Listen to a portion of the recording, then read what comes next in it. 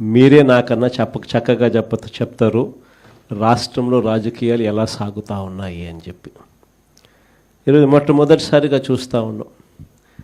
రాజకీయాలలో ఎప్పుడు కూడా నేను ఒక మాట అంటూ ఉంటా, విలువలు ఉండాలి, విశ్వసనీయత అన్న పదానికి అర్థం తెలిసి ఉండాలి. అప్పుడే రాజకీయం అనే ఈ వ్యవస్థలో ఒక తులసి ముక్కలా మనం నిలబడతాము అని చెప్పి మొట్టమొదటిసారిగా ఈరోజు చూస్తూ ఉన్నాం. రాజకీయాలను భ్రష్టు పట్టిస్తూ ఉన్న పరిస్థితి ఎప్పుడైనా చూసాము అని అంటే అది చంద్రబాబు నాయుడు గారి పరిపాలనలో మాత్రమే ఇలా భ్రష్టు పట్టించే కార్యక్రమం జరుగుతుంది అని. ప్రజాస్వామ్య పద్ధతిలో ప్రజాస్వామ్యబద్ధంగా ఎన్నిక కాబడ్డ ఎంపీటీసీలను, జెడ్పీటీసీలను, కౌన్సిలర్లను, ఇలా అనేక పదవుల్లో ఎన్నిక కాబడ్డ ఈ ప్రజాప్రతినిధులను ఈరోజు చంద్రబాబు నాయుడు గారు అనే వ్యక్తి తనకు బలం లేకపోయినా, తన పార్టీ గుర్తు మీద తాను గెలిపించుకునే పరిస్థితి తనకు లేకపోయినా, వేరే పార్టీ మీద గెలిచిన వ్యక్తులు వీళ్ళు అని తెలిసి ఉన్న, తానే ముఖ్యమంత్రిగా ఉన్నాడు, తానే ప్రజాస్వామ్యాన్ని పరిరక్షించాల్సిన బాధ్యతలో తానే ఉన్నాడు అన్న సంగతి కూడా తనకు తెలిసి ఉన్న, తానే దగ్గరుండి స్వయంగా ప్రజాస్వామ్యాన్ని ఖూనీ చేస్తూ ఉన్న పరిస్థితి ఈ రాష్ట్ర రాజకీయాలలో ఈరోజు జరుగుతూ ఉన్నాయంటే అది ఎంతటి దౌర్భాగ్యపు పాలన అని చెప్పడానికి వేరే ఉదాహరణ అవసరంలా. నాకు బాగా గుర్తుంది, అప్పట్లో ఎన్నికలు జరిగినప్పుడు మన గవర్నమెంట్ వచ్చిన తర్వాత 2 సంవత్సరాల తర్వాత ఎన్నికలు జరిగాయి. ఆ రోజు ఎన్నికలు జరిగినప్పుడు కూడా కోవిడ్ లాంటి మహమ్మారిని ఎప్పుడు మనం చూడాల. మనం ఎన్నిక ప్రమాణ స్వీకారం చేసింది జూన్లో ప్రమాణ స్వీకారం చేసాం. ప్రమాణ స్వీకారం చేసిన కొద్ది నెలలకి మార్చ్ కల్లా కోవిడ్ లాంటి మహమ్మారిని చూసాం. రాష్ట్ర చరిత్రలో ఇలాంటి ఘటన జరుగుతుంది, ఇలా కోవిడ్ లాంటి మహమ్మారి ఇలా ఉంటుంది, ఇలా వస్తే కోవిడ్ లాంటి మహమ్మారి వస్తే రాష్ట్రం పరిస్థితి ఎలా ఉంటుంది అన్నది కూడా ఎవరూ బహుశా ఊహకు కూడా అందలేదు. రాష్ట్ర ఆదాయాలు తగ్గాయి, రాష్ట్రం అనుకోని ఖర్చులు పెరిగాయి. ఏ రోజు కూడా ప్రభుత్వానికున్న ఇబ్బందులు చూపించి, సాకులుగా చూపించి ప్రజలకు చేయాల్సిన మేలు జరగకుండా పక్కన పెట్టిన పరిస్థితులు ఏ రోజు వైఎస్ఆర్సీపీ ప్రభుత్వంలో ఎప్పుడు జరగల.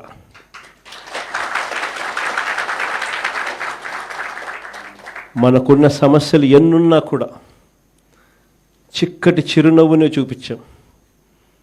చూపించి ఎన్నికల వేళ ఏదైతే మాట చెప్పామో ఆ చెప్పిన ప్రతి హామీని, ఆ మేనిఫెస్టోలో చెప్పిన ప్రతి హామీని సీఎంఓలో నా దగ్గర నుంచి మొదలెడితే ఆ పాంఫ్లెట్ కాగితం కలెక్టర్ల కార్యాలయాల దగ్గర నుంచి, సచివాలయాలు సెక్రటేరియట్లో ఉన్న హెచ్ఓడి కార్యాలయాల దగ్గర నుంచి, సెక్రటరీలుగా పనిచేస్తూ ఉన్న అధికారుల దగ్గర వరకు కూడా ప్రతి కార్యాలయంలోనూ కూడా ఈ మేనిఫెస్టో అన్నది ప్రతి కార్యాలయంలోనూ కూడా డిస్ప్లే పెట్టి ప్రతిరోజు దాన్ని నా దగ్గర నుంచి, మంత్రుల దగ్గర నుంచి, సెక్రటరీల దగ్గర నుంచి, కలెక్టర్ల దగ్గర నుంచి, హెచ్ఓడీల దగ్గర నుంచి ప్రతి ఒక్కరూ దాన్ని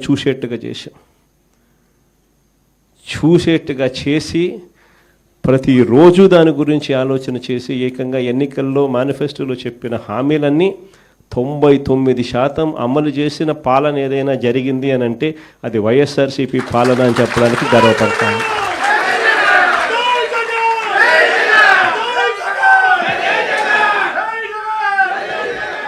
అంత గొప్పగా ప్రజలకు మంచి చేయగలిగాం కాబట్టి 2 ఏళ్ల తర్వాత ఎంపీటీసీలు, జెడ్పీటీసీలు, సర్పంచులు, కౌన్సిలర్లు ఈ ఎన్నికలు ఏ జరిగినా కూడా మొత్తం అన్నింటినీ స్వీప్ చేసాం. దాదాపుగా 86%, 88% స్థానాలు ప్రతి చోట కూడా మనమే గెలవగలిగాం. ఆ రోజుల్లో నాకు బాగా గుర్తుంది, మున్సిపాలిటీలు జరిగాయి, రాష్ట్ర వ్యాప్తంగా క్లీన్ స్వీప్ చేసినాం. దాదాపుగా 120 చిల్లర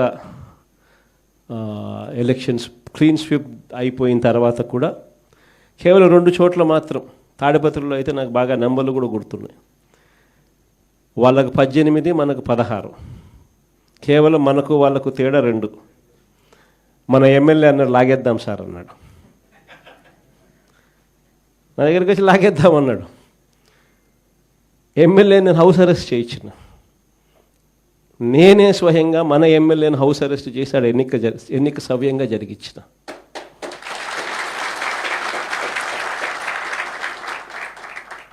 వైఎస్ఆర్సీపీ హయాంలో అంతగా ప్రజాస్వామ్యానికి కట్టుబడి ప్రజాస్వామ్యానికి పరిరక్షకులుగా ఉన్న ముఖ్యమంత్రి స్థానంలో ఉన్న వ్యక్తి పాలన ఎలా చేయాలి అని చెప్పి చూపించాడు ఆ రోజు మున్సిపల్ ఎన్నికలు. ఈరోజు ఏం జరుగుతూ ఉంది? దగ్గరుండి ప్రజాస్వామ్యాన్ని ఖూనీ చేస్తూ ఉన్నారు. దగ్గరుండి ముఖ్యమంత్రి స్థానంలో ఉన్న వ్యక్తి కుప్పంలోనే తాను ఇదే పని చేస్తూ రాష్ట్ర వ్యాప్తంగా ప్రతి చోట కూడా ఇదే చేయమని చెప్పి తన ప్రతి ఎమ్మెల్యే అభ్యర్థికి తన నియోజకవర్గాల్లో ఉన్న వాళ్ళందరికీ కూడా ఇదే మాదిరిగా ప్రోత్సహిస్తూ ప్రజాస్వామ్యాన్ని దగ్గరుండి ఖూనీ చేస్తూ ఉన్నారు. ఇలాంటి చెడిపోయిన రాజకీయ వ్యవస్థలో విలువలకు తావిచ్చి విశ్వసనీయత అన్న పదానికి అర్థం చెబుతూ ప్రజల తరపున నిలబడడానికి సిద్ధమై ఎంపీటీసీల లాంటి చిన్న పోస్టుల్లో ఉన్న వాళ్ళైనా,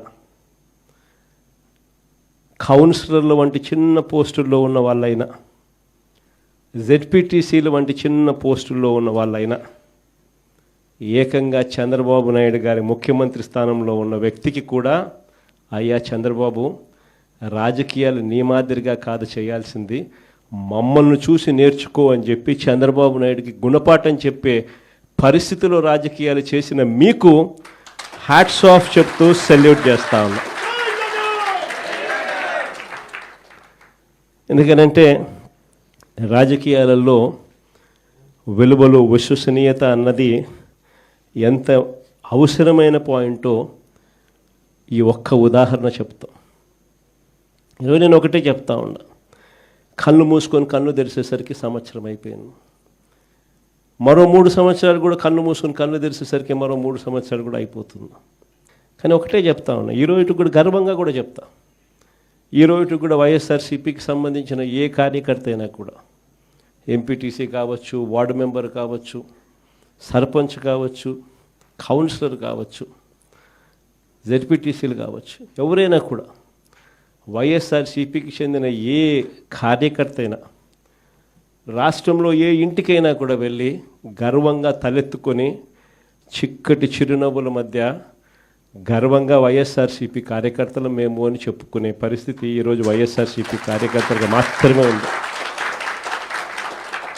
నేను అడుగుతా ఉన్నా ఈరోజు చంద్రబాబు నాయుడును, మహానాడు అని చెప్పి పెద్ద పెద్ద డ్రామాలు చేస్తూ ఈరోజు ఏదో పెద్ద ప్రోగ్రాములు పెడతారు.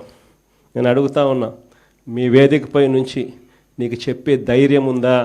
మీ కార్యకర్తలను గడప గడప తిప్పే ధైర్యం మీకుందా అని అడుగుతా ఉన్నా ఇదే చంద్రబాబు నాయుడు.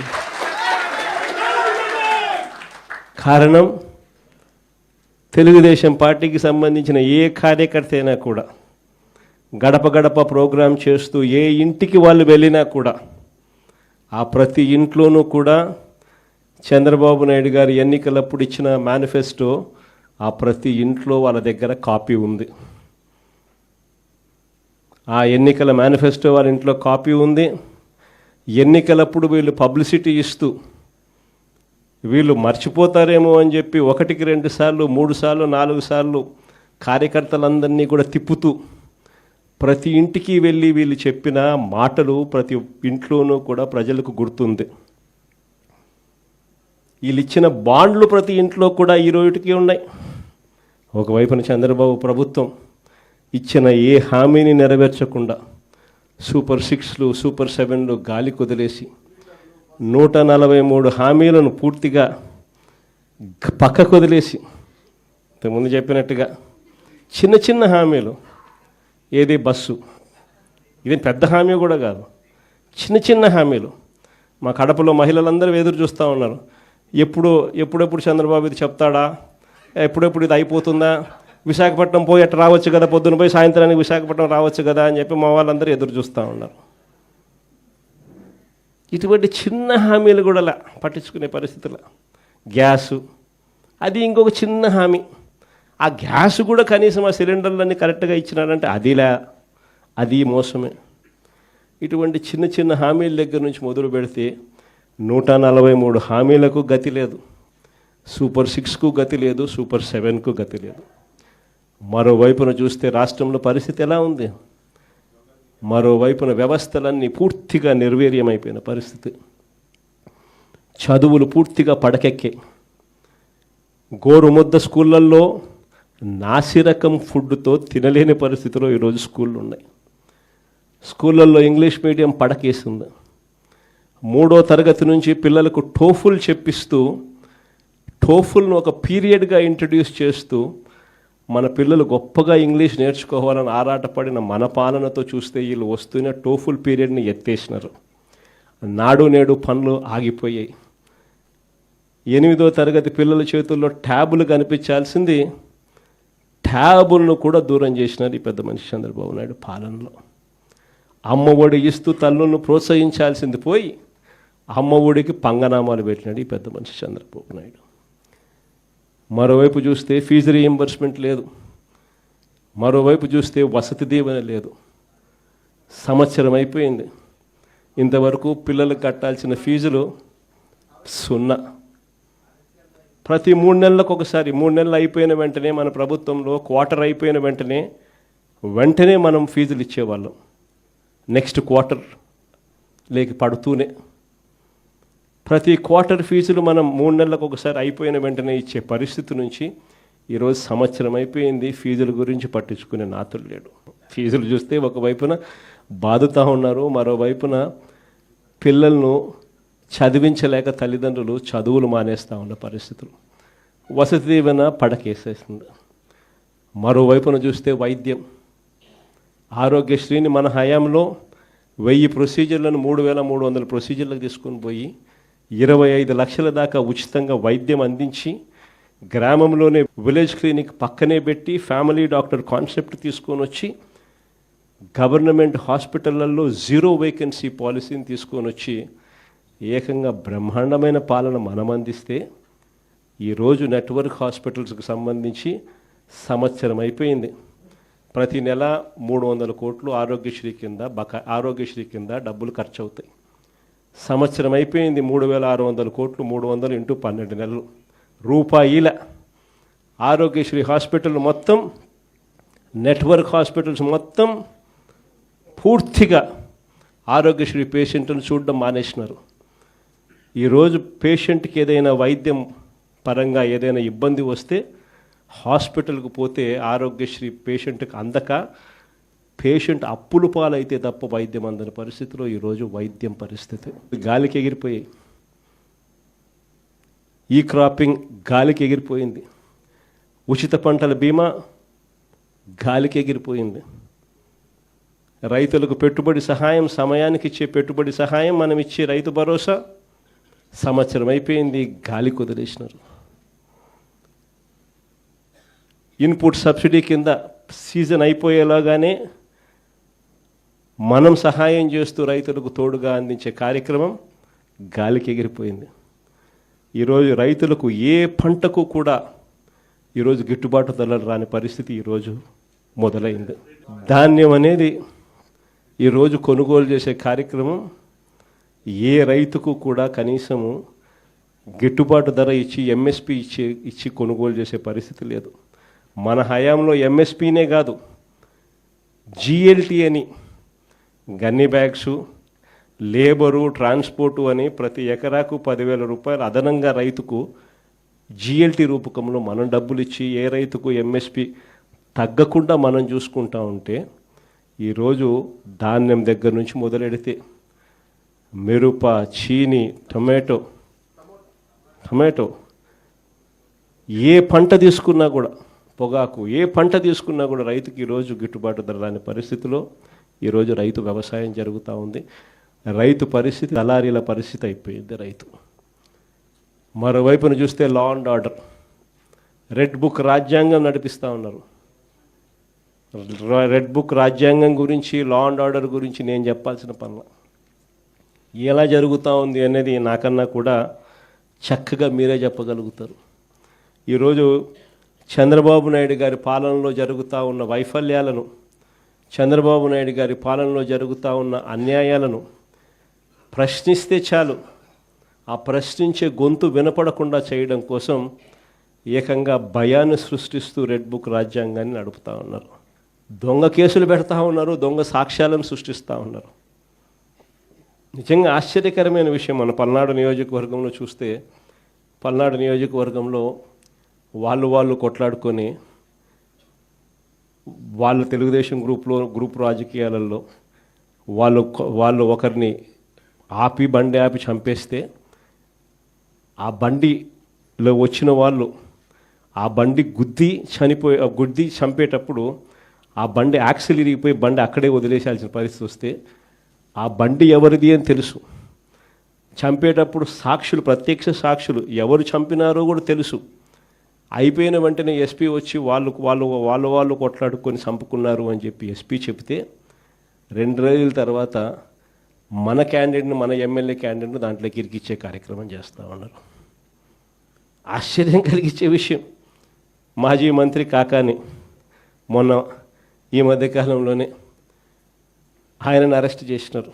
అది కూడా ఏంది, ఎలాంటి ఇల్లీగల్ మైనింగ్ గతంలో జరగలేదని ఒక చిన్న కేసు, ఆ కేసులో నుంచి బయటికి తీసినారు.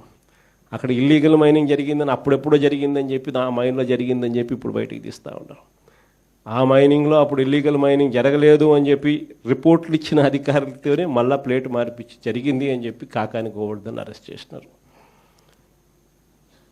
2023లో టీడీపీ కార్యాలయం మీద జరిగిన దాడట 127వ ముద్దాయి కింద ఇప్పుడు మన మంగళగిరి ఎక్స్ఎమ్మెల్యే ఆళ్ళ రామకృష్ణ ఇప్పుడు నిన్న ఈ మధ్యకాలంలో ఆయనను కూడా యాడ్ చేస్తున్నారు. అంతటితో సరిపోలేను. ఈ మధ్యకాలంలో జరిగిన ఘటనలు చెప్తా ఉన్నా. ఎప్పుడెప్పుడో నియోజకవర్గంలో జరిగినవన్నీ పాత, ఎప్పుడో సంబంధం లేని విషయాలు ఏదైనా జరిగితే చాలు దానిలో నుంచి ఇప్పుడు మన వాళ్ళందరినీ ఇరికిచ్చి వాళ్ళందరినీ జైలులో పెట్టించే కార్యక్రమాలు రెడ్ బుక్ రాజ్యాంగంలో చూస్తూ ఉన్నాం. ఇన్ని దారుణాలు జరుగుతూ ఉన్నా కూడా నేను మీ అందరికీ కూడా చెప్పేది ఒకటే, ఎల్లకాలం ఈ ప్రభుత్వం ఇలా సాగదు. ఈరోజు నిజంగా ఏ వర్గము కూడా సాటిస్ఫైడ్గా లేదు. చంద్రబాబు నాయుడు గారి హయాంలో ఈ ఏడాదిలో ఒక్కటంటే ఒక ఉద్యోగం రాల. పైగా ఈయన వచ్చిన తర్వాత ఉద్యోగాలు ఈయన ఊడబెరికింది ఎంతమందియో తెలుసా? 2,60,000 మంది వాలంటీర్ల ఉద్యోగాలు హూష్ కాకి. ఈయన వస్తానే 15,000 మంది ఏపీ బ్రివరేజెస్లో పనిచేస్తూ ఉన్న కాంట్రాక్ట్ ఎంప్లాయీస్ హూష్ కాకి.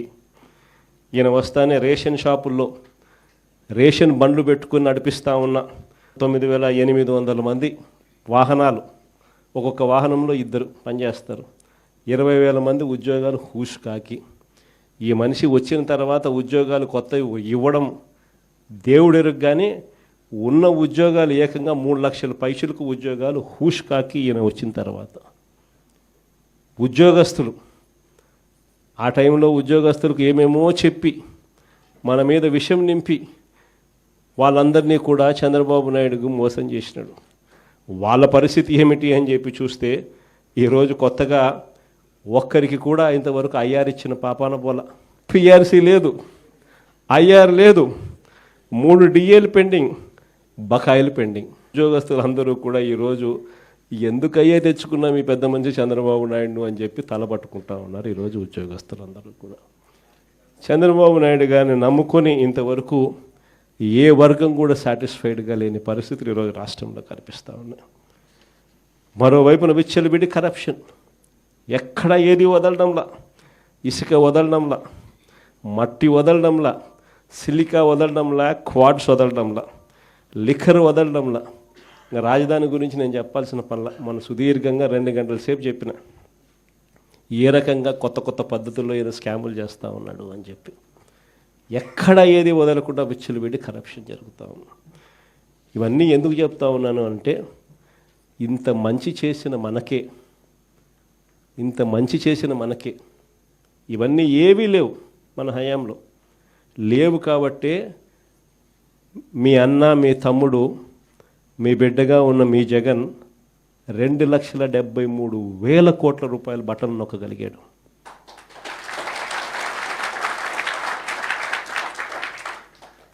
చంద్రబాబు నాయుడుకు మనకు తేడా ఏమిటి? ఎందుకు ఇద్దరు ముఖ్యమంత్రులమే, మరి ఎందుకు జగన్ నొక్కగలిగాడు, ఎందుకు చంద్రబాబు నొక్కలేకున్నాడు?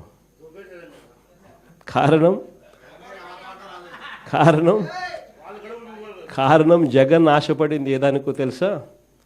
జగన్ ఆశపడింది కీర్తి కోసం. చనిపోయిన తర్వాత కూడా ప్రతి ఇంట్లో బ్రతికే ఉండాలని తాపత్రయపడ్డాడు మీకు. అందుకే ఎక్కడా కూడా రాజీ పడలా. 2,73,000 కోట్లు బటన్ నొక్కగలిగాడు మీ జగన్.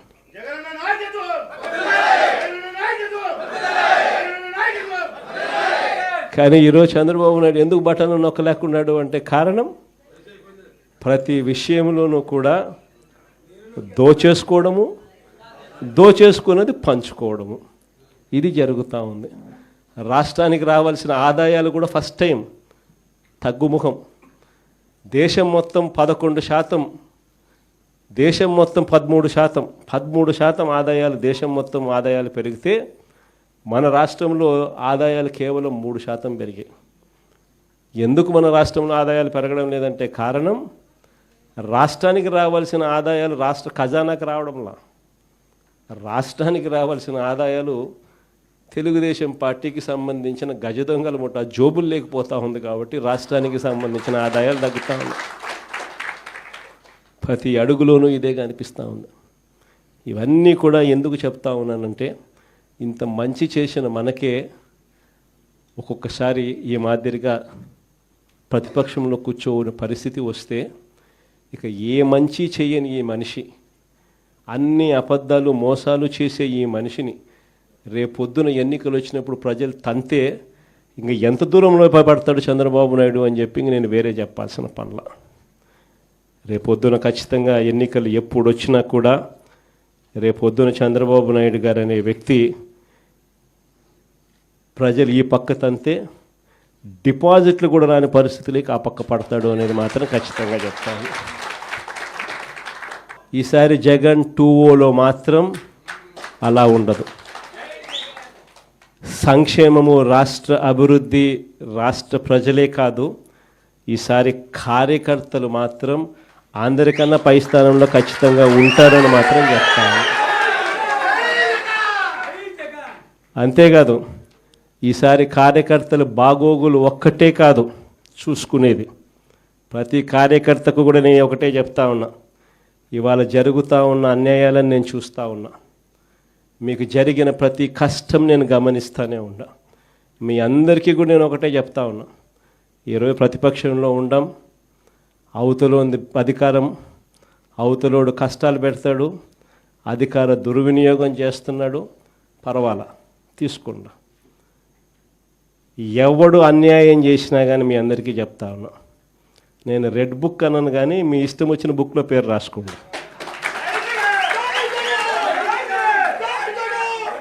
మీరు ఏ పుస్తకంలో పేరు రాసుకున్నా పర్వాలా. దాని తర్వాత మాత్రం మనం వచ్చిన తర్వాత మాత్రం ఖచ్చితంగా వడ్డీతో సహా, మళ్ళా చెప్తానా, వడ్డీతో సహా రిటర్న్ గిఫ్ట్లు ఇస్తామని మాత్రం ఖచ్చితంగా చెప్తాను.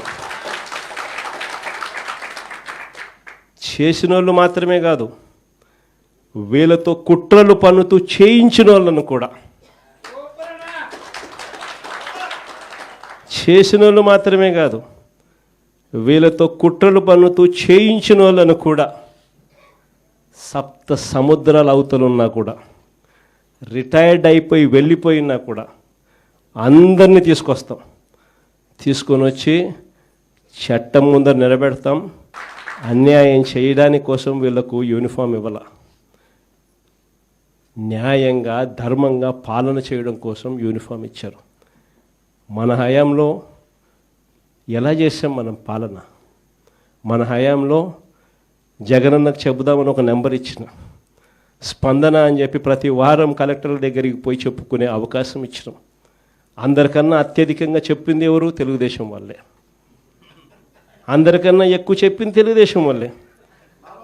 జగన్ నాకు చెబుదామని చెప్పి ఫోన్ చేస్తే చాలు, అవతల ఎమ్మెల్యే అడ్డుకున్నా కూడా వాళ్ళకి మంచి చేసింది మన హయాంలో జరిగింది.